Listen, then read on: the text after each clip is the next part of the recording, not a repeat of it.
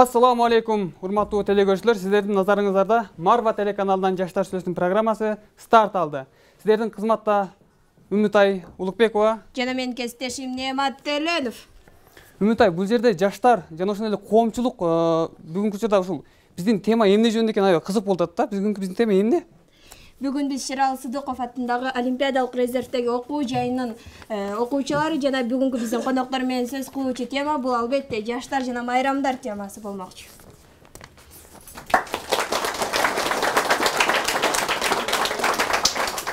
Айтсаң, Неамат, бүгүнкү тема жаштар жана майрамдар болгон соң бул сен өзүңдүн сүйгөн майрамың кайсы? Мен сүйгөн майрам дегенде ушул жердеги жаштар да сүйсө керек. Ушул 31 декабрь ушул жаңы жыл майрамын сүйөбүз. Бул жердеги жаштардан сурап көрбөйлүбү? Ушул майрамды канчалык деңгээлде белгилейт? Деги эле майрамды кандай белгилейт? Ошондой кылалы. Айтсаңар балдар, силердин эң жакшы көргөн майрамыңар кайсы? Биздин сүйгөн майрам ошо биздин ар бир күнүбүз майрам. Ошо мусулмандын ар бир күнү майрам. Сен өзүң жакшы көргөн майрамың барбы ушул календарга кирген майрамдардан? Курбан айт деп эсептейбиз. Биякта деле балдардын оюшугу деп ойлойм менче. Курбан айт, Курбан айт сага эмнеси менен жагат ушул? Мусулмандардын сүйгөн айы. Баары биримдиктүү болот. Баары чогулат. Ошо. Сен ушул Курбан айтты үй бүлөң менен майрамдайсыңбы? Кандай? Же ушул достор менен майрамдайсыңбы? Ар кандай болуп калат, досторубуз менен, ата-энебиздин жанында болсо ата-энебиз менен. Ошо. Ошол эле, сен оюң.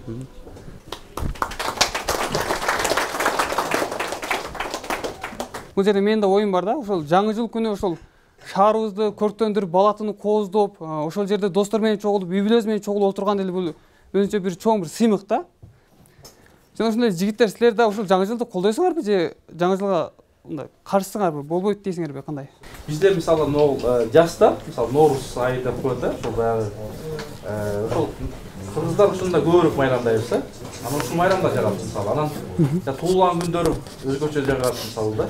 Келип майрамдайсыңарбы, майрамдабайсыңарбы? Майрамдайбыз.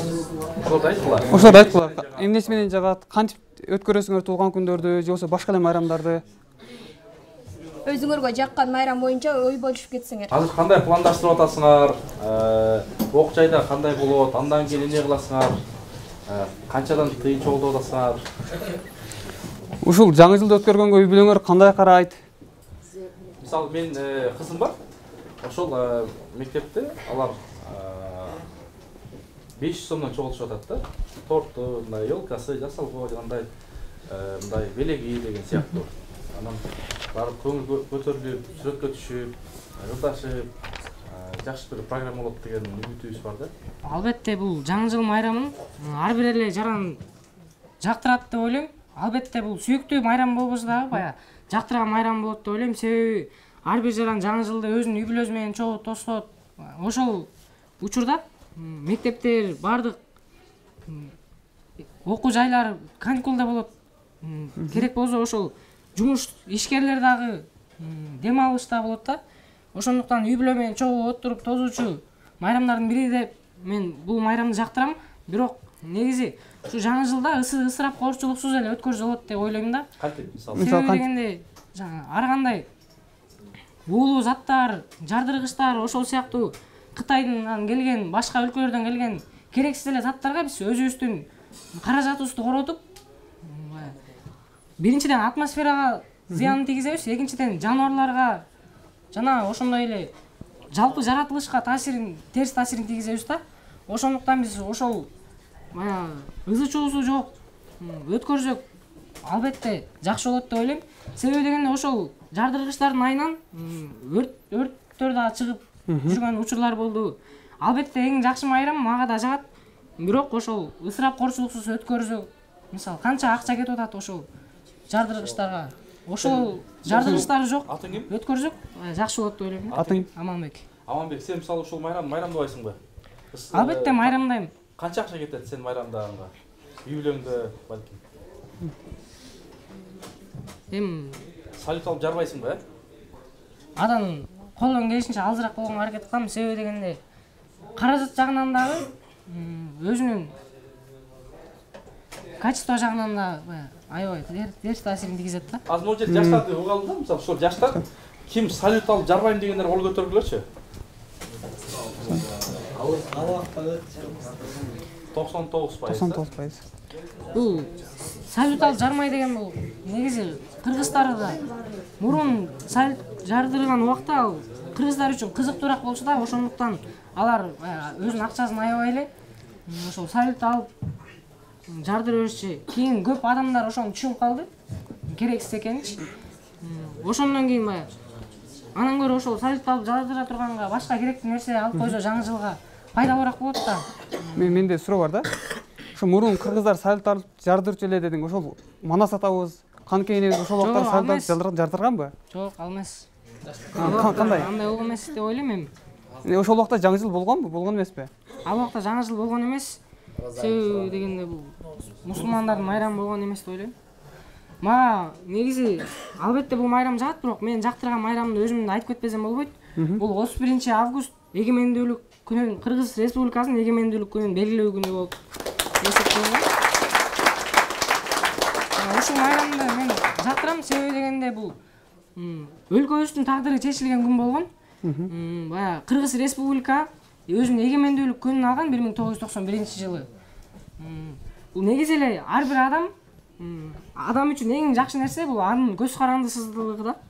Анын көз карандысыз болуусу. Ошондой эле өлкөбүздүн көз карандысыз болуусу менен биз демократиялык заманга жеттик да. Мисалы азыр ар ким өзүнүн оюн эркин айта алат. Ошо жакшы окугандар жакшы чыгат, бизнес кылгандар өздөрүнүн бизнесин кылат. Максатына жете албай жүргөндөрдүн баары өзүнүн иш аракетинин артынан максатка жете алат деп ойлойм да. Буну айтып кетпесем болбойт, себеби ушул Кыргыз Республикабыздын эң негизги майрамы ушул жалпы мамлекет боюнча ушул иш-чараны белгилеп, майрамдап жылда шан шөкөт менен өткөрүлөт. Жакшы. Мындай элдин арасында мен элди аралап жүрөм да, элдин арасында ушундай пикир бар да. Мешіттерге ұрай таңып атам. Мындай біз майрамдыбайбыз деп атпайсыңарбы? Мен ойлоп калдым, тиги бир жанагы диний мекемелер болот го, Ислам университети сыяктуу баардыгында силер аябай мындай өсүп кетипсиңер да. Элдин арасында ушундай нерсе бар, жанагы спорт школ дегенде ал мындай башкача элестетет да. Алар мындай өтө мындай башкача депчи, бандит деп балким. Анан силер азыр келип мындай келип оюңарды билдирип атсаңар, мен аябай силердин өскөндүгүңөрдөн билгизет. Бирок биз ушундай болуп калдык, кээде жигиттер, кыздар актер, актриса болуп калды да. Ата-энесинин көзүнчө, мугалимдин көзүнчө башка, бирок кылганы башка болуп калды да. Эки жүзү деп коет го. Анан ошол айрымдар эми мындай күлүп айта албай атпайбы, уялып, тартынып балким. Дай айтсаң, мына эгемендүүлүк жакшы майрам, Кудайга шүгүр. Дагы бизде майрамдар көп да. 8-мартты ким жаман көрөт, же жакшы көрөт? Ким кандай майрамда, ким эжесине, энесине кандай береттер берет? 23 Ноорузду ким майрамдайт? Сиз айтып кеткендей айтып атпайсызбы? Интернет мындай тигиндей депчи, бандит. Ал мурда болчу да. Мурда, Ал илгери болчу да. 20-жылында. Азыр деген заман өзгөрүлдү. Күн сайын өзгөрүлүп турат заман. Ар бир адам ушу сиз айткандай бардык эле азыр 200 болуп калды, чынын айтканда эле. 200 бирок чоң күнү ислам динине деле келгендечи. Мен ушуну айтсам, кээрлер ишенбейт да. Ал жакта сонун балдар, сонун агайлар, эжелер иштейт, аяктуу балдар менен мындай момун десемчи. Жанагы кошуна мектеп менен тигдей мындай дей берет да, мен айтып атам, тартипти көрсөтөт силерге. Десем, тартып кетсең көрөлү деп атат да бирөөлөрчү. Ошол сыяктуу силерди көрүп алып, алар баягы мындай жаман деген караганда дароо ой өзгөрүлө тургандай болуп калды. Сонун балдар экен, ошо мен кызымды берсем депчи.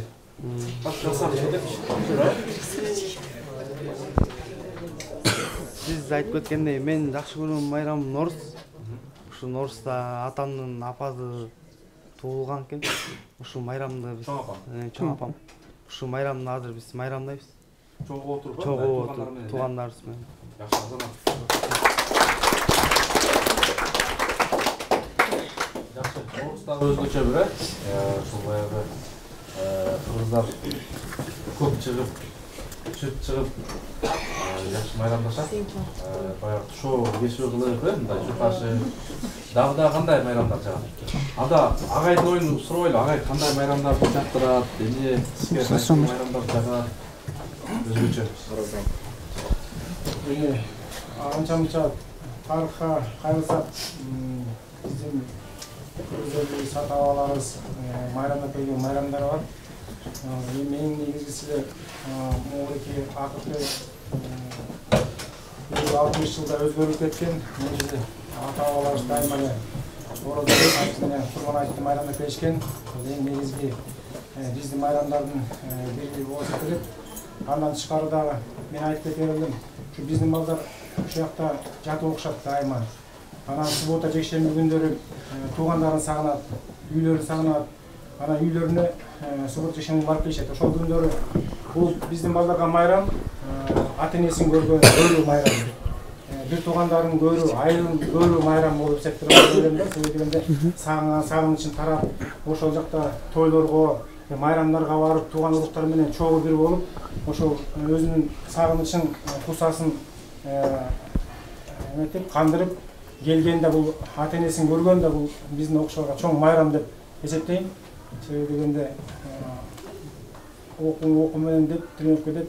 Ошол туугандарын да сагынган кусал пайда болот да биздин балдарда. Анан спорт биздин мектеп спорт мектеби болгондон кийин балдар мелдеш, ар бир мелдеш да биздин балдарга майрам да. Жакында эле ушул жекшемби күнү 2 мелдеш болду. Жакшы мелдеш болду, эркин күрөш боюнча, грек-рим күрөш боюнча да мелдеш болду. Ошол биздин балдар күрөшүп байгелүү орундарга жеңишке жетишти. Биздин баарыбыздын сыймыктанып, бизге майрам болду да, ошол биздин балдар уткан.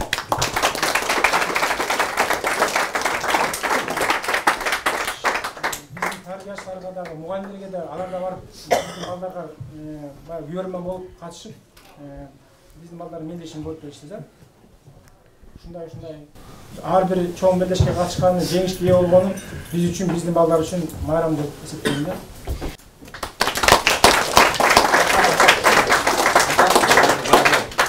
Денсаулык эми ушул спорт денсаулыктун булагы дейт кыргызда. Анан ушул баягы мындай балдарды көрүп сүйүнөсүң да, чырактай көзү күйүп турган балдар отурат. Эми кыргыздын эртеңки келечеги да булар. Анан мынакей бул жакта биздин дагы ушул сөзсүз агартуусу болсо спортчулар эми чет элге чыгасыңар, кыргыздын байрагын спортчулар көтөрөт. Анан ажообуз барганда эмне болот? Көтөрүлөт, ушул байга алсаңар, биз сыймыктанабыз, биздин Кыргызстан чыкты, Кыргызстан алдыга деп тилегенин аркасында дем берип, анан ошондой балдар баягы мындай денеси эле кээбирөөнүн денеси өскөн дагы мындай акыл өспөй калып атпайбы? Анан ошол баягы акылына акыл кошуп, устат деп коет го. Мынакей эжелер отурат, агайлар отурат, ушул эжелердин да оюнусак кызы жамаки сиздин ушул балдарыңыз отурат окуштар. Бул балдарга да кандай кеңеш айтат элеңиз? Билим тарабынан карай турган болчу болсок, биздин эң негизги майрамыбыз 1-сентябрь күнү да. Билим берүүнүн башталыш күнү, 1 жылдык билим берүүнүн. Бизге ошол майрам. Анан аягында балдар бүтөт, баягы ушундай ийгиликтерге жеттик, мугалимдер да сүйүнөт, ушунча программага коюп койгон, ушунча аткарылуучу иштердин баарын аткарып, ушундай билим бердик. Анан деп 25-майда майрамдайбыз, мектеп жаатын алып карагандачы. Эми кыргыздарда эгер чындап карап келсек, биздин акыркы эгемендик алгандан кийин өтө эле майрамдарыбыз көбөйүп кетти деп ойлойм. Эми баардык жашоо өзү эле майрамда, күнүнкү көзүңдүн түрүсү өзү эле майрам деп ойлойм.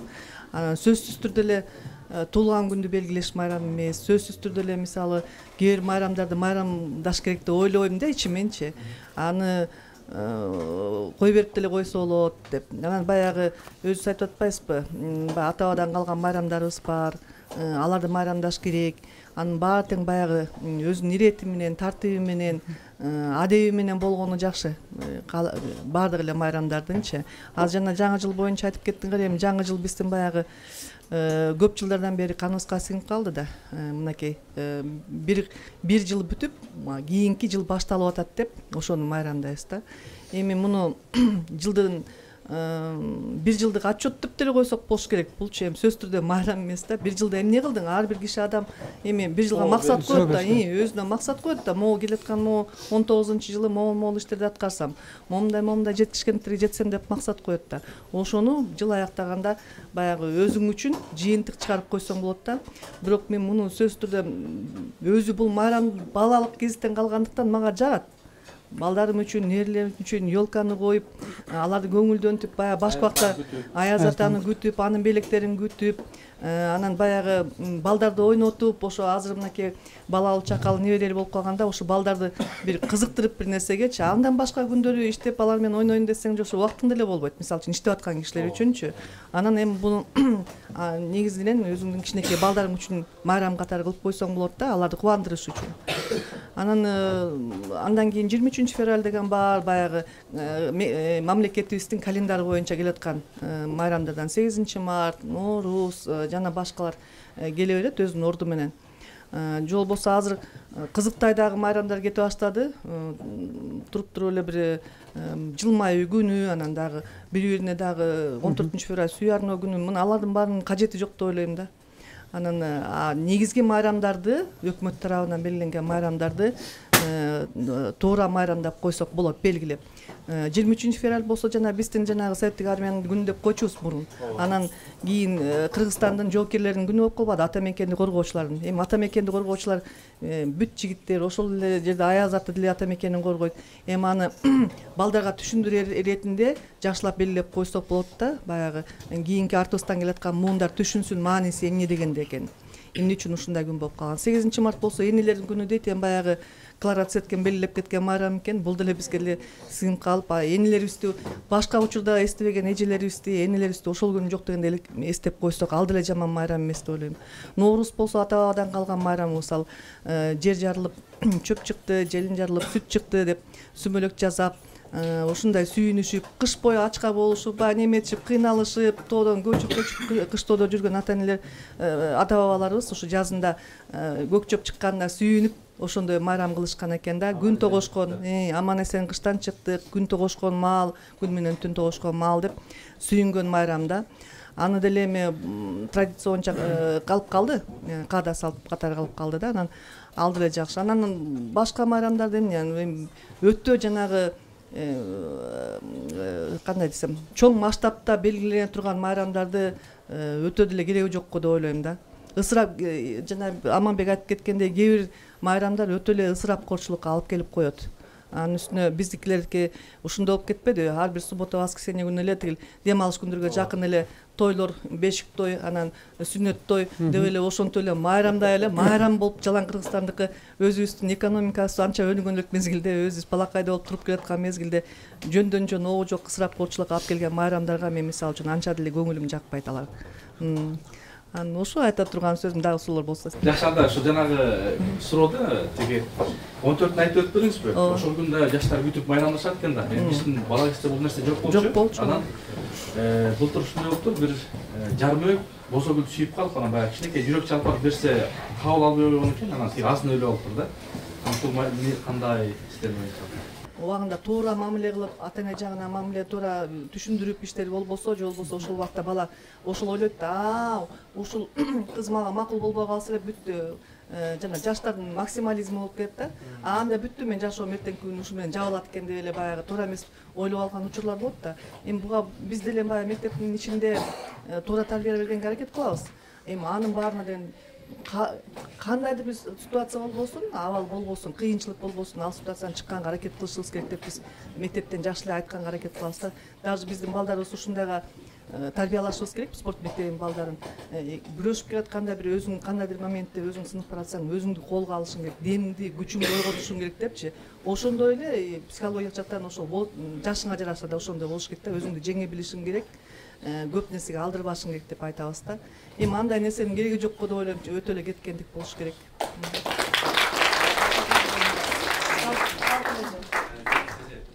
Дагы баягы артында мынакей эмгегиңиз өтө чоң. Кайсы майрамдар сизге жагат? Рахмат. Андан кийин коллегам айтып кетти. Бул бизге мамлекет тарабынан белгиленип берген майрамдардын баары эле жакшы, жаманы жок. анын баарын туура майрамдасак, балдарды ошого туура тарбия берсек, анан кийин айткан коллегам сөзүн кайталагым келбейт. Ал өтө баарын жакшы айтып кетти. Анан мен просто сиз башында айтып койдуңуз, жаңы жылга майрамды анан кийин мынча миллион сом кетирди, ошо керекпи, кереги жокпу депчи. Мен ойлойм, бул жаңы жыл ар бир үйгө керек майрам. Керек майрам да. Именно вот азыр не знаю, мен балдарым алыс болуп калды, но ошо именно ошо күндөр күтөсүң да, жоктон ошо жаңы жылга келип турганда бул да семейный праздник болуп калып атат да. Анан эмечи миллион сом канча кетти, бул биздин эмебизди кемчилигибиз эмес да. Биз аны вот карапайым эл бөлгөн жок ал акчанычы. Муну ошо биздин мамлекеттин башында отургандар эсеп чоту жок, ысырап кылып атат да. Мен деле каршымын 16 миллион деп карасаңар, энди баарыбыз эле билебиз, ар бири буюм канча турарынчы. Энди шаарга чыгып карасаң, мен допустим ошо былтыр 16 миллион атат, быйыл 6 миллион атат, ошо мен допустим андай буюм эмечи жасалган көрө алган жокмун. Көргөн жокмун да. Ну энди пусть анча ошону уюштурган биздин мамлекетибизде ошо отурган кимбелер жооптуу кишилер жооп берип эметсин. Карапайым жөнөкөйлөргө ар бир майрам керек майрам. Анан ушул сөзүңүз дагы озуңузда жанагы элдер мындай сурамдуу кылсак айтып атат да, эзерчи баягы ушул майрамдар көп болсо дейт, баягы чоңдорго, мындай эл башкаргандарга мындай чөнтөгүнө бир аз мындай кыйынтып бир калат экен, майрам деп баягы бир нерсе ырдатып коюп башка калганын мисалы мынча миллион тияк кетип калат экен депчи. Анан ошондой былтыр Кордойдо ушундай болуп бир аким баягы ошол ёлка жасабай эле ошол жана жетимдер үйүнө ушундай кийим-кечек, көмүр алып берип коюптур да. Сооп иши депчи. Анан ушундайларыбыздын көз карашыңыз кандай? Ну, кандай десем, мен баардык нерсени экономия менен караш керек го. Ошо 6 миллиондун баарын кетиргенче какой-то часть можно дать балдардын жемечи, балдар үйүнөчү, ата-энеси жок балдар, аларга деле майрам күчөт да. Анткени мен ойлоп коем, биз өзүбүздүн даже неберебизге мынча акча деп бөлүп атсак, алардын антип бөлө турган чоң атасы, чоң апа ата-энеси деле жок да. Андан кийин ошо күндөр ошо колдорго бөлүнүп берсе жакшы болмок. Анан мен эмес, наверное. Ошол балдар карасаңыз, жанагы баары эле, наверное, ошондой эле ойлошот го. Балата эмес, балким жанагындай адамдын мээримин, же болбосо таттуу, же болбосо жанагындай кийим-кечек күтөт экен да. Мисалы, ушундай балдар үй көп турбайбы? Кыргызстанда 54 балдар үйү бар экен. 14 каралар үйү бар экен да. Анан балким ошол балдардын бир аз көңүлү көтөрүлүп калабы, бир аз бир бут кийим болуп калса, күрт болуп калса дагы бир пайдалуу иш айткандай. Болмок.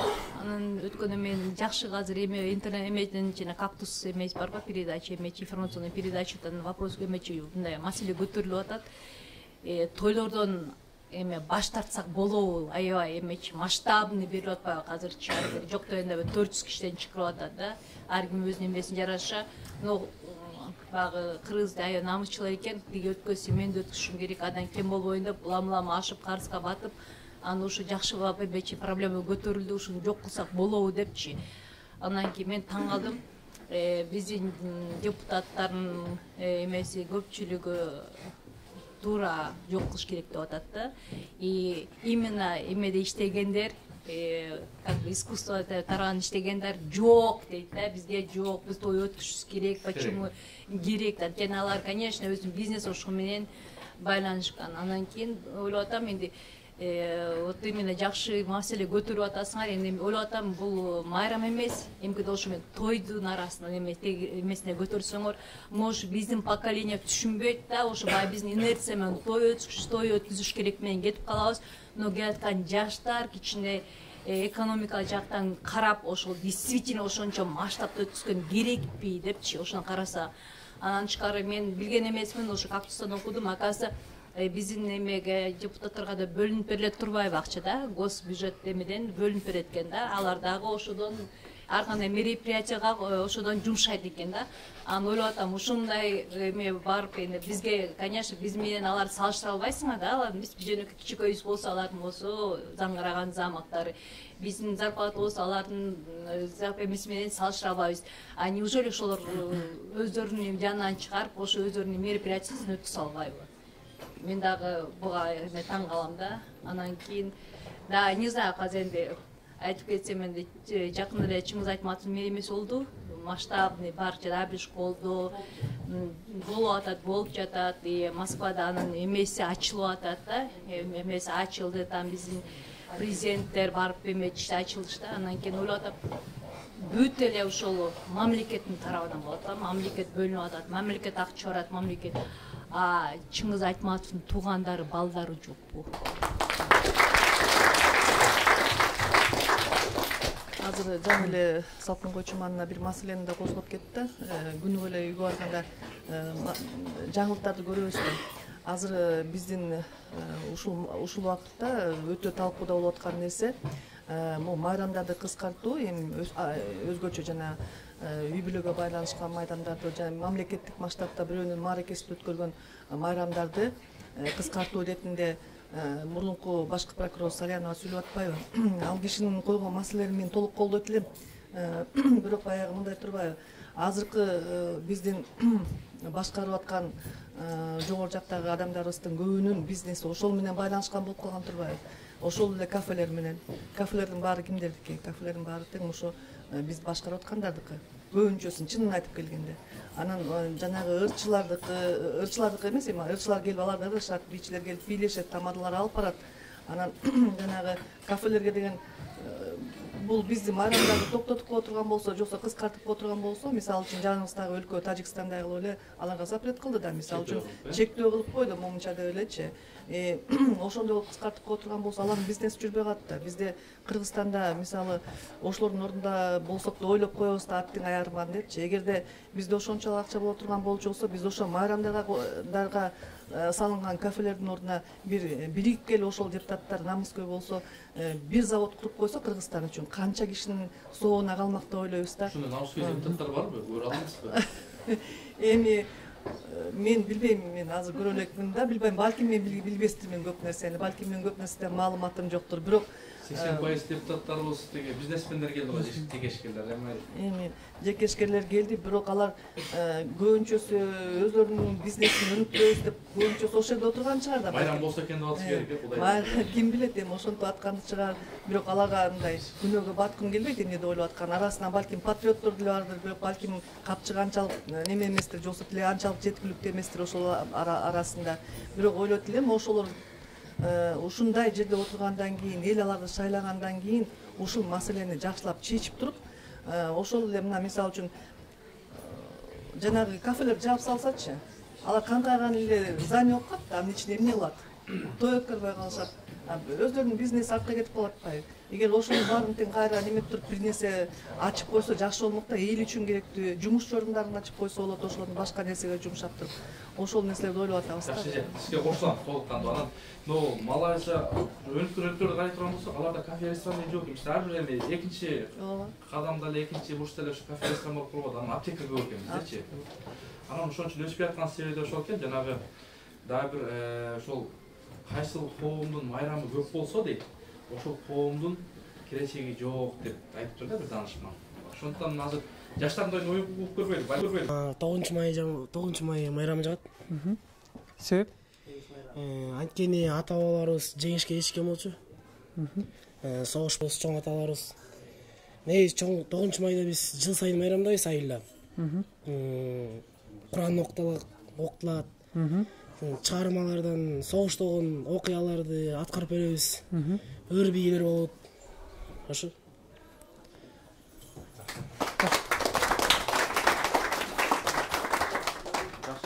Жакшы ой болду дагы.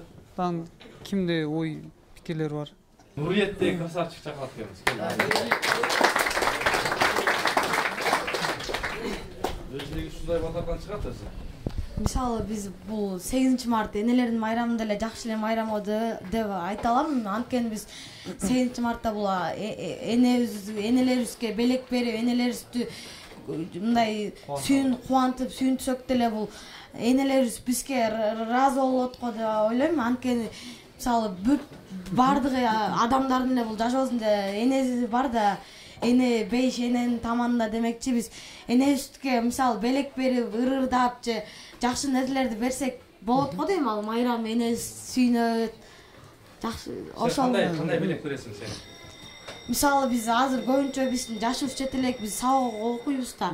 Мисалы биз ыр жазып берсек болот же букеттерди берсек болот да, анан биз мындай чоң белектерге азырынча мындай акчабыз жок, кийин бирок чоңоюп иштегенде кийин берсек болот. Берсек болот, мисалы Инстаграмдан же WhatsApp'тан башка желилерде мисалы ыр жазып, чалып, SMS жазып мен бүгүн мындай куттуктайм десе болобу?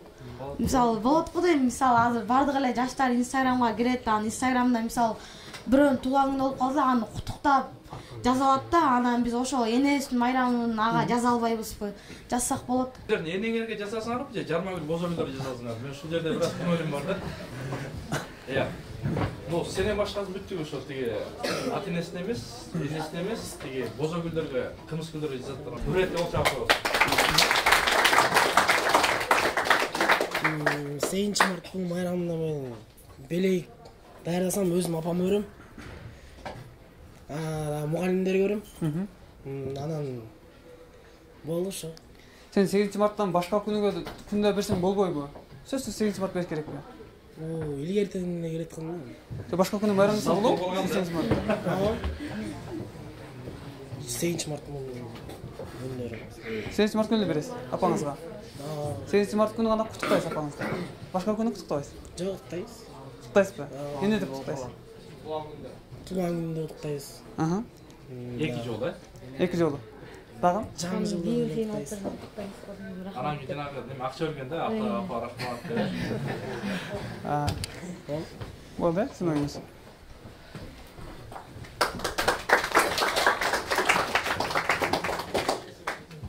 Азыр дагы ушу былтырда бир таласта бир самалык болду да, ушул майрамдар боюнча ушу 2 жаш үйлөнүп, 2 жигит үйлөнүп, кыз менен жигит үйлөнүп, тоюна мындай жанагы бизде азыр эже айткандай той көп болуп атат го.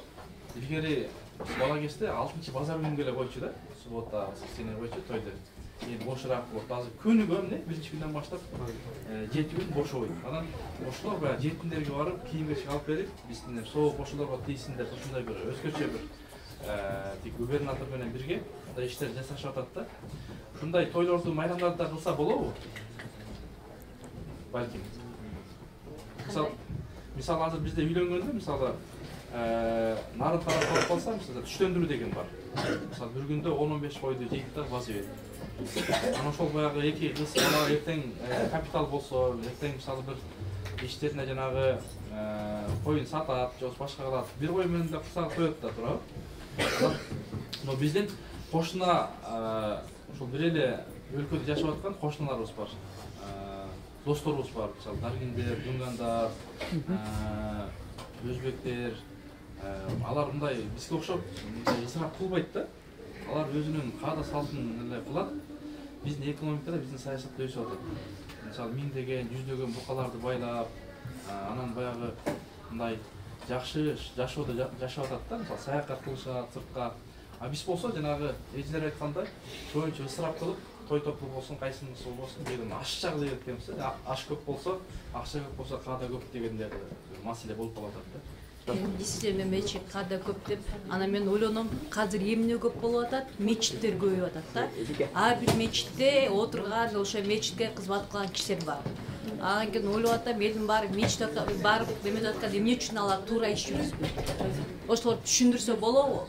Энди допустим телевизордон бир депутат чыгып, же болбосо бир эме биздин министр чыгып айтып, кыргыздар тоюңарды токтоткула, мынчалык ысырап кылбагыла десе, алар анча таасир бербейт. Анан ошол эле кепти ар бир жума сайын барып атат. Почему туура багыт бербейт биздин молодо эмечи ошо мечитте иштеген кызмат имамдар эмне үчүн багыт бербейт? Мен ошого таң калам. Мен ойлоп атам дечи, азыр сиз сөзүңүздө балким ошолор жакшы багыт бергендиктен могул балдар майрамдабай калды окшойт деп атам. Жок, ага дешеси жок. Мен давай сөзү бурба. Сөз азыр биздин эмечи өзү айтачат, той биздин эмечи ашыкчага кеткен немени сүйлөшүп атабыз, Анан кийин мен ошого айтып атам, эмне үчүн алар ошону туура иш жүргүзбөйт деп суроо салып атам.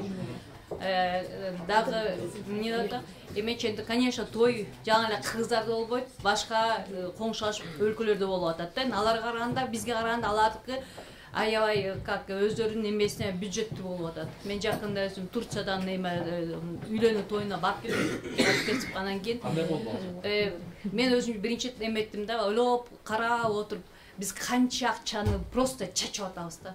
вот канча тойкана ресторандарды көтөрүп атат. Ал да, көтөрүп атабыз. Аларкы биздикине biz насколько Турция ушунчалык бизге караганда өнүккөн мамлекет, но алардын ресторандары биздикинде эмес, жөнөкөй эле эме болду да, жөнөкөй ресторан экен. Анан кийин тойго келгенде ошогочу болгону элдерге столдун үстүнө эртерээк келген элдерге эмечи сууларды иче турган суу коюп коет экен да, напиток. Анткени күн ысык да, поэтому напиток коюшту. Анан жаштар 2 жаш келатканда просто столдон нары алып, элдер просто как зритель катары болуп калат экен да, просто 2 жаш бийлеп, ошол анан кийин какой-то момент өзүнүн программасын токтотуп, анан кийин келген кишилердин баары 2 жашка эме берет экен, подаркаларын беришет экен да. Ошо эмне түштү, ошонун баары 2 жашта калат экен. Ата-энесине эмес. 2 жашка. Алар болсо өздөрүнүн салты менен алтын да элет экен, акча да берет экен, доллар да берет экен да. И бүт полностью бул 2 жаштын эмесине да, бюджетине кетет экен да. Аларда эле ошондой эме үйлөнүү тою болуп атат. Жакшы эле. Бизде деле болуп атат да. Бизде да болот, бизге аша чаап кетип атабыз да. Анан кийин ошону эметип атам азыр. Ошо биздин дагы эметип атам, ошо мечитте иштеген биздин имамдар жакшылап түшүндүрсө, может быть, bizde эле ошондой бюджет көтөрөбүз. Балким эзем сизди көрүп калып, ушу имамдардын намысына тийип кой деп түшүндүрүп баштайт.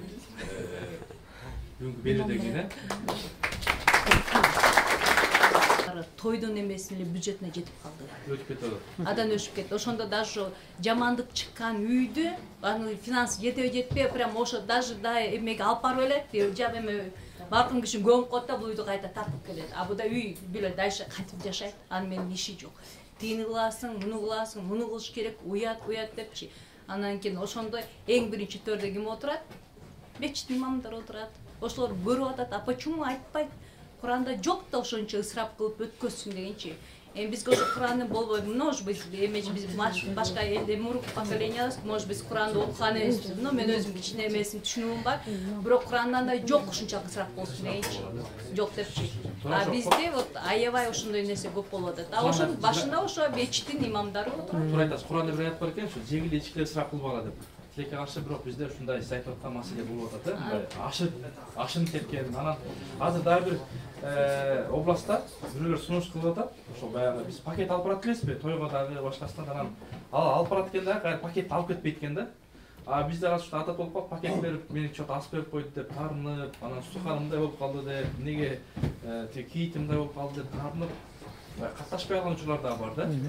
Анан балким ошол нерсени дагы бир айтсаңыздар. Анан кийин дагы бир вопрос берип кетейин. Анан айтам, энди биз баягы мечитте имамдар энди баягы Кудай жолунда кишилер да. Энди ошол кеткен кишилерге ошол Куран окуп как менен ошолордун акчалаш керекпи же алар милдеттиби? Менин жеке пикирим да, ушул бул имамдарга деле акча төлөбөйт экен да. Айлыктары жок. Анан баягы эми кыргыздарда ушундай нерсе көрүп калышты. Жанагы пакет жасап берет экен да, эмне кылып баягы анан өзү негизи ошо алымдар айтат, колдон келсе ошо жанагы өзгөчө жанагындай муктаж жетим жесирлердин албагыла дейт да, албагыла дейт. Анан эми жанагындай байлар болсо алар берет экен, кошомат кылып берет экен, кээде эми соо тийсин деп берет экен, ушундай экен. Анан мен ойлойм, балким ушул эфирден кийин молдокелер да ойлонуп мындай кээде жанагы өлгөндү көңүл кылып коюп атат да. Баягы жетимси айтканда жетип отурат, келип турне алат, тиги бирөө сой десе бул жетпей алат деп экөө сой дейт. Анан кредит алат, ошентип үйлөрүн алдырып койгондар да болуп атат. Мисалы, анан Россияга кетет, аяктан деле жыраганы бар, жырабаганы бар. Ошон үчүн бул дагы негизги маселе да. Ошондон кийин, конечно, бул микрофон дебит калды, көптөн бери ойлоп жүргөн оюмду сразу айтып коеюн. Не знаю, как вас примут. Анан ойлоп коюп, ушундай жаман эме только вот өтө аша чапкан кыргыздар деле. Биздин уйгурган туугандарыбыз, өзбектер деле, мына биздин түштүктөр дагы кичине азыр бузулуп баратат. Алардын эмеси мага жагат да. Эмечи мына эме чыккан киши, так макнупка чыккан киши эме үйдөн тамак берилбейт. Шарият өзү ушундай. Да, шарият берилбейт. Актанчы канча күн, 40 күн болуп ал үйдөн тамак чыкпайт. Туугандары, коңшулар алып келген кишилердин баарын эметет. Биздики той. Биякта ыйлап атасың да оюң бар, кимге устукан жетпей калды, кандай устукан кетти, столунун үстү кандай жайылдыбы, жакшы жазылды, оюң бар, биякта да мындай эме ыйлаш керек да, оюң бар, ошондой болот да. Бул деген жок да. Ушунчалык биз баам Куран азыр ушундай айтышып атат. Эмне үчүн ошо жок нерсенин баарын токтотуп коюшпайт? ойлоп атам. Өзүңөр айтасыз, жок да мындайчы. Анан кийин мен немесе айттым, азыр Турцияда Куда күтүп мен көбүнчө алар немесин немеге мындай түшүнүп атам да, мага жагып атат алардычы. Алар болсо коюшат экен, тамак бербейт экен. Анан биз 40-ында мал союп атабыз го. Алар 40-ында өздөрүнүн тамактарын эл көп өткөн жерге туруп өч жактан таратат экен. Биз буга берип атабыз депчи, үйгө эмес, мындай таратат экен. Тааныбаган адамдарга таратат экен да. Ошондой эле жылдыктарында эле биз тургузуп эле тамак берип эле любой кишиге эле таратып беребиз дейт да. Жакшы нерсе бул. Жакшы нерсе да биздечи. Азыр эже жана сөзүң соосузда, аз той бергенде деле ушундай болуп калды. Той бергенде мисалы тойдун негизги максаты бата берип, бата алуу. Азыркы биздин той ээлери эмне болуп атат? Баягы акчамды чогултуп алайын. Вот. Мен бергенмин деп ушундай максатта болуп атат да. Анан ал эме ушул жанагы биздин алдымдар айтат, бул той баягы негизги максатка жетпей калат дейт да. Бериш керек да, тойдо бер. Анан баягы же болбосо кудасы келип кыйнап койду, тойду өткүз деп. Ал квартирасын сатып, башкасын сатып, анан өткүзүп атат да. Анан бул да бир ойлоно турган маселе да. Муну ошон үчүн жогорку кеңеш, муфтият, диний агенттиги, жалпы коомдук күчмөлөр менен чогуу бир отурунгул бул нерсени биз ысырап жанагы тышкарыбыздан 1 жыл ашып кетет экен. Тойго жана өлүм житимге кеткен акчаларчы. Анан башка элдер өсүп атпайбы, туурабы? Кошуналар бир алалы өсүп атат. Мисалы биздин саясатта жашаганында, мисалы уйгур, өзбек, даргин, мыңган туугандар болсо, биз болсо ошол той менен мактанып атып, аркасында ачка болуп атабыз. Банкрот болуп атабыз. Да, наверное, эми биз өтүп айтабыз, кыргызбыз, биздин өзүбүздүн салтыбыз бар, өзүбүздүн бар, биздики деп мактанып атабыз да, туурабы? Казактарда кандай болот эже? Мен эметейинчи сөзүмө айланып кетейин. Мактанып атабыз, могут эметип, андан кийин азыр бизге кийген кийимибиз деле биздики эмес да. Ооба. Туурабы? Мына мен азыр көбүнчө кыздар башына мына жабын алып жүрөт. Бул биздин кыргыздардыкы эмес. Бизде кыргыздардын илгеркиден бери ишеничибиз да, өзүбүздүн салтыбызды, өзүбүздүн кийимибизди эметчүбүз, колоп эме кийчүбүз. А даже түшүнүшпөйт, эмне үчүн онда эметет, жол салыш керек. Анткени бул түштүк жамечи Аравиядан келген, актап постоянно шамал. Эмечи мен шамалында калдым, көрдүм, майда шамал экен, ошо шамалдын өзүн сактаныш үчүн ногундай жол салып, аны шамал аткан сразу беттерин жабышат экен. Күнүсканда эте булар өздөрүнүн эмесине ылайыкталган кийимдер да. Анан дагы ошо бир эме ичинде ошону ойлонушун. Андан кийин биздин балдарыбыз азыр дамбал кийип калды. Кыргыздарда жок болчу дамбал. А дагы ошол жактан келген. Бар беле жок беле? Жок болчу да. Дамбал. Анан тышкары мен чөкөлөрдү кийип ороп жүрөт. Ар бир өзүндө кыргыз эмечи, андан кийин өзүнүн жашына жараша кийим кийчи. Анан тышкары мен өзүм ичинде эмечи Куранды кызыгып карап оймедо окуп атам. И ойлоп атам, вот азыр биздин көп балдар сакал коюп атат. Акасы сакалды атасы бар киши эч убакта сакал койбойт экен балдар, эстеп койгула. Атасы бар киши эч убакта сакал койбойт. Үйлөнгөн бала акасы мурут коет экен да еще. А сакал атасынын көзү өтүп кеткенден кийин сакал коет. Ошондуктан сакал койгон балдар сакалыңарды токтоткула, андан көрө атаңардын өмүр жашын тилегиле. Азыр чынына келгенде башкача да сөздөр болуп кетти. Мына алымдарыбыз күн сайын эле айтып атат го, бизге да жеткирип атат. Мына ишенбесеңер, телефондо, Instagram же WhatsApp'тан жибере атат го, же калппы? Жок, эмне жиберет? Алымдарыбызга сөз тийип калды анда ошол. Эмне жөнөтүп атат? Мына айтпайбы деди эжекеңиз азыр жактан. Майрамда калып атабы? Ысырап корчулуп айтпайсыңарбы? Ушулар баары үчүн ушулар баары үчүн ошо бизге азыр көп жакшы илимдерди берип атат, Кудайга шүгүр. Ошо менен өсүп келатабыз биз акырындык менен. Мечиттерден алып атасыңар да ошо. Ооба. Айт, жана туруп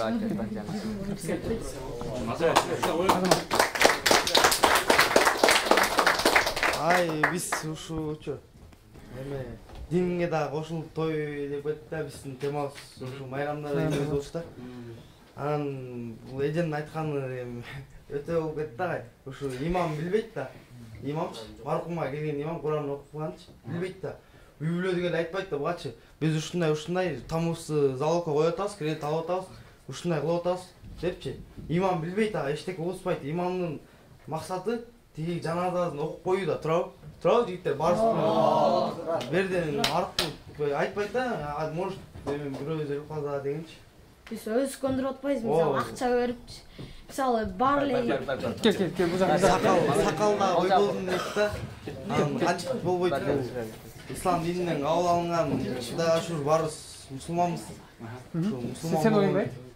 Мисалы алымдар акча алат, акча үчүн эле кылат деп атат да, мисалы. Имамдар. Мисалы биз деле иштесек акча алабыз да, туурабы? Алар сурайт мага мынча бергиле депчи. Анан просто алар аткарат. Мисалы Куранды окуп тигинге кайра алым мындай өзүнүн ичинде бүт жан дүйнөсүн чыгарып тиге мындай өлгөн адамга жакшы тилектерди айтылат да, анан эч бир алым мисалы мага монча акча бер мен кылдым дебейт. Биз өзүбүз кыргыздар аларды көндүрүп алганбыз да, акча беребиз өзүбүз. Мисалы берсең албайт. Анан кичине берип туруп алдырабыз да, атайын өзүбүз беребиз да. Берсең албайт, анан акыры салып. Акырын өзүбүз көндүрөбүз да, анан өзүбүздүн күнөөбүздү билбей эле мисалы көп мисалы алымдарга шек келтиребиз да. Мисалы ар ким өзүнүн күнөөсүн билиш керек да. Анда силер жанагы пайгамбардын бир хадисине осуят кылат экенсиңер. Жанагы алган колго караганда берген кол жогору турат деген бир хадис бар да. Ошон үчүн бергиле дейт да, кайсыл неме болсун. Садака, мисалы садака болсун, зекет болсун. Мисалы акча болсун, туугандарыңа, бир туугандарыңа белгиле жазып кылсаң, бул жага турган колдордон келет. Эми ар бир адамдын өзүнүн ою болбойт. Эже өзүнүн оюн айтты. Бирок ал көп нерсени билет, кээ бирлер билгени бар, билбегени бар. Бирок алымдарды, биз имамдарды эл өзү шайлайт да. Билимдүү алымдарыбыз мына өзүңүздөр билгендей Чоак ажы, Жалилов, жана ошондой эле Абдышүкүр ажы, алар элге эч кандай туура эмес маалымат бербейт эч убакта. Элдин оңолушу үчүн жана ушул диндеги көз караштарын туура жүргүзүү максатында гана алар керек болсо, ошол өзүнүн убактысын бөлүп керек болсо ушул Россияда мигрант болуп жүргөн кыргыздарга чейин барып айтып келип атат. Өздөрүнүн убактын коротуп, ушул баягы элибиз оңолсо экен деп. Мисалы Чоак ажы айтты, Россиянын өнүккөн бир шаарына барып, кыргыздардан сурап атат да мындай деп. Силер мына ушул жерде эң өнүккөн аябай жакшы шаар экен. Ушул жерде бир да ушул адамдарды көрдүңөрбү? Ушул 9 лимузин айдатып, жип айдатып, анан кийин да ушундай өтө ысырап кылган адамдарды көрдүңөрбү десе, ал жерде эч ким айткан жок, көрдүк деп. Ал жерде эч ким бүт бары жок, андайды көргөн жокпуз деп жооп берди да. Мындай ысырапкорчулуктун кереги жок. Мындай ысырапкорчулук кереги жок деп анан ошол жерден айтты. Кыргыз качан мындай кылдык эле, эч убакта мындай кылбаш керек деп. Демек, илимдүү алымдар эч кандай туура эмес маалымат бербейт элге. Алар бир гана ошол адамдар оңолсо экен, адамдардын ыйманы, жүрөгүндө ыйманы салыш үчүн болгон аракетин жасайт. Адамдардын максаттары оңолсо экен деп болгон аракетин жасап жатат да. Бул жерде баягы тагыраак айтып кеткенде, элдин өзүнүн оюн бузулушу эле себеп болот бул жерде. Жана ошондой эле ошол имамдарыбызга, алымдарыбызга биз таазим кылып кетишибиз керек да. Ал эми айылдагы имамдар айтып атат, ушундай туура эмес кылат деп. Алар эч убакта туура эмес кылбайт. Болгону имамды дагы керек болсо мамлекет башчылыгын да эл шайлайт да. Билими күчтүүлөрдү бийликке алып келсек, мамлекетибиз оңолот деген ойдомун да. Ушул эжекебиз айтып кеткендей, атаңардан биринчи сакал койбогула деди го. Ушул негизи эле атаңан биринчи балага сакал чыкпайт экен да. Биринчи атада сакал өзөт, анан кийин балада да. Бул Мухаммед пайгамбар саллаллаху алейхи ва салламдын сакал коюу деген бул сүннөт да. Ошон үчүн атадан биринчи балага сакал чыкпайт деп ойлойм.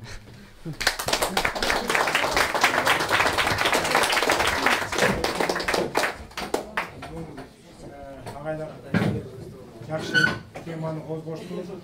Ушул күндө майрамдар боюнча тема майрамдар болуппайбы? Ушул көп майрамдын кереги бар деп дагы суроо болуппайбы? Анан биз кыргыз элибиз көпчүлүктөр айда турат, мал багат, жер айдайт. Ушу адал эмгек менен табат.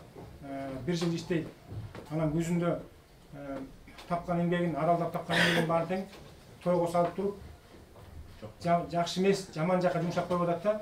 Ал тойдо жаман нерселер да аралашып кетип атат. Кызычуу, кээ бир учурда шайтанкана кайдан кетип атат, улуу кичүү деген билбей калып атат.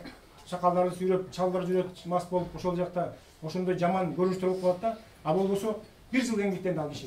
Жер чапты, эгини экти, бир жыл маршрутка айдады. Токтогон акчасын алып туруп, башка жаман нерсе калтырып коет да. Ошон үчүн мындай көп майрамдардын эле кереги жок. Мисалы үчүн азыр эжеке айтып эле Турция жөнүндө. Турцияга биз барып келдик да.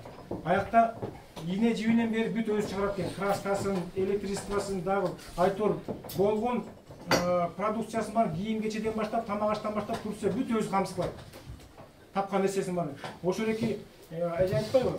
Тууру жумшабай эле ошо экономикасына жумшалат. Эгерде биз дагы миллиардты ошол экиндей керексиз майрамдарга жумшагандан көрө, биз өзүбүздүн үй бүлөбүздүн экономикасына, мамлекетибиздин экономикасына жумшасак, айткандай завод, фабрика салсак же болбосо кичкене ишкана ачсак, ошол эки биздин элибизге көбүрөөк пайда алып келмек да, чем ошол сансыз майрамдан көрө. Бир экеле майрам жетиштүү болмок. Ошон үчүн биздин өзүбүздүн ак эмгекпен тапкан, адал эмгегибизден тапкан оокатыбызды жаман эмес жумшатып калабыз да, курулай ысырап берип коебуз. Ошон үчүн биздин ар бир үйдө сер дагы жаштар эми келечек жаштардыкыдей жакшы нерсени кабыл алгыла, жаман нерсени кабыл албагыла да, жаман нерсени унутуш керек да. Колдон келишинче баардык жакшы нерсени, пайдалуу нерсени үйрөнүп, биздин мамлекетибиздин келечеги силерсиңер. Ошол пайдалуу ишке жумшагыла да. Анан мондай кереги жок майрамдардын деле түйүп салып жок кылганга аракет кылыш керек да.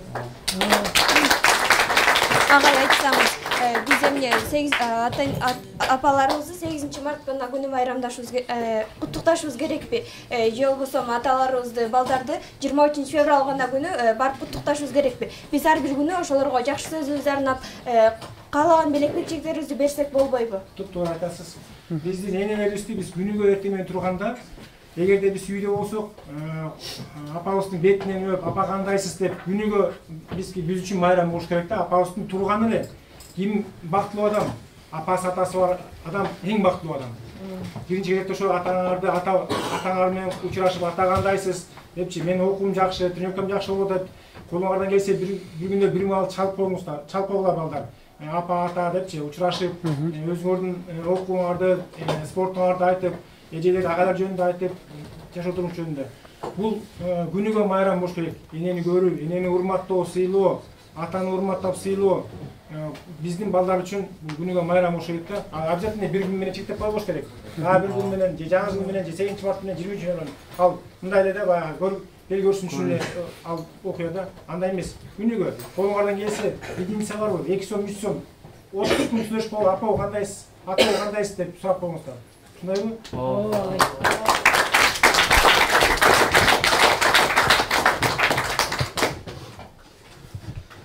Урматтуу биздин агай эжелерибиз жакшы пикирди айтты. Анын ичинде жаштар дагы сонун пикирлер сунуштарды айттыңар. Биз ойлойбуз, ушундан кийин биздин элибиз көрүп, жок дегенде жанагы өзгөрүү өзүңөрдөн дейт го. Анан өлкөнүн келечегин көргүң келсе, жаштарын кара дейт да. Анан силер мына илимдүү, билимдүү бүт жагынан өсүп атасыңар. Денеңер да өсүп атат, билим да өсүп атат, спорт да өсүп атат, руханий дүйнө да өсүп атат. Силерди көрүп мен аябай сүйүнүп атам. Анан ошол пайгамбарыбыздын бир осуяты бар экен, кайсыл коомдун жаш майрамы көп болсо дейт, ошол коом өнүп өспөйт дейт да. Биз ошол нерсеге кирдик азыр, жана бүт эле ашказанга салып атабыз да. Жылына бир 30 тоннага чейин тамак аш жеп атабыз. Анан өнүккөн өлкөлөр болсо китеп окуп атат. 21 тоннадан ушу 20-30 тоннага чейин китеп окуйт экен бир адам. Анан биз ошол китеп менен дос болуш керек экен. Анан жана жаңы жыл дегенде биз тарыхын деле билбей эле майрамдайбыз, кошканда элечи. Илгери бир учур болгон, бир премьер-министр болгондо, ушу Денисовдун учурунда солдаттарды алып келип аянтка билетишкен. Формуланы кийип алып, Санта-Клаус биздин мекенден чыгып турду, аябай билетишкен да. Анан биздин эжелер айткандай сонун майрамдарыбыз бар. Өзүңөр айтып атасыңар, мынакей былтыр жаңы жылдан кийин эртеси 15 тонна таштанды чыкты. Азыр биздин аба ырайында бүттү булганып атат. Ага дагы кошумча болбойлу. Биз бирөөгө жакшы өмүр тартуулайлы. Мына былтыр Сокултан бир ыйлап келди да. Теги салют атып 12-де. Кошунасы чыгат экен да, анан жалгыз баласы бар экен, аткан экен, көзүнө тийип калып, көз агы түшүп калган да. Бизге мындай майрам кереги жок. Мисалы, мына азыр Кытайлардан ошол салютка деп, мисалы, күнүнө эмне? Теги бут кийим $250,000 бут кийим кирет экен.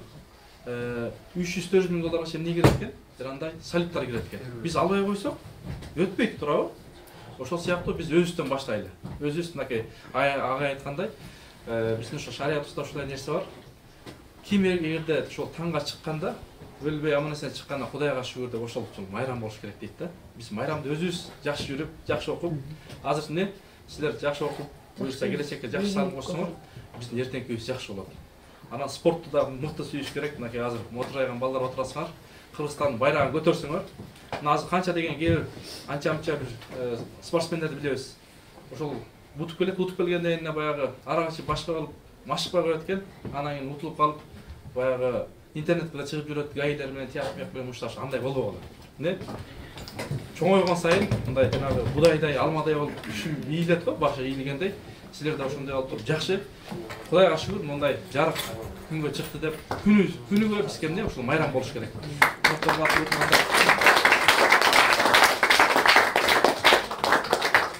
Ата-энени кубандырып майрамдагыла, ден соолугун сурап, күнүгө чалып, аларга 5 алсаңар, мен 5 алдым бүгүн, ата-апа. Сиз үчүн, биз үчүн майрам деп аларды куттуктагыла. Мына майрамды биз өзүбүздөн баштайлы. Биз өзүбүз өзгөрүлсөк, коом өзгөрүлөт. Эгер биз өзүбүз өзгөрбөсөк, аты көчкүр арактан, насыбайдан, тамекиден, жинди судан алыс болгула. Чоң рахмат.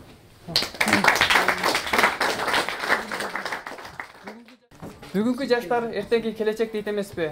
Убакыт зымыраган куш сыяктуу. Бүгүнкү бизге бөлүнгөн убакытта соңуна келип жетти. Сиздердин кызматта Үмүтай Улукбекова жана менин кесиптешим Немат Төлөнов болду. Эфир аркылуу кайрадан көрүшкөнчө сак саламатта.